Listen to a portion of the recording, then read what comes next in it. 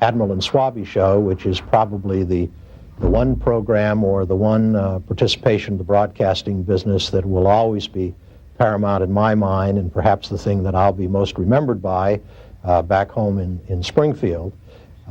It was a wonderful experience for 7 years, an interesting experience. Started out as the Admiral show, as a wraparound for the Popeye cartoons, and the fellow who was directing the show, Norm Goyer at the time, had an idea of how we could expand it and come up with a concept of where the Admiral was always the good guy, and the character which he portrayed himself, the Swabby, would be the mischievous sailor, always trying to get away with something on the Admiral, but always getting caught, having that subtle message for children that good behavior is always the best and what pays the most. It's interesting how that whole thing came about. I was directing the Admiral and Swabby show, and they introduced a new character called Swabby.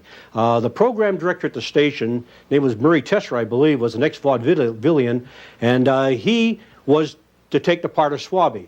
I was directing it, and I gave him such a hard time one day about how I wanted him to do the part that he took his sailor suit, threw it down, and said, "Okay, wise guy, you do it."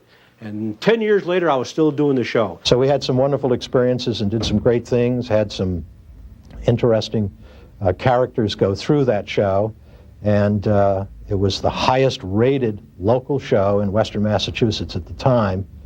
And from what I understand, the ratings have not been equaled since that time, and that, of course, is quite an honor and something to be proud of. To this day, I'm out doing an air show someplace, and somebody will come up to me and say, "Hey, Norm, didn't you used to do the Swabby show years ago?" I said, "I sure did." And they said, I sat in your lap back then."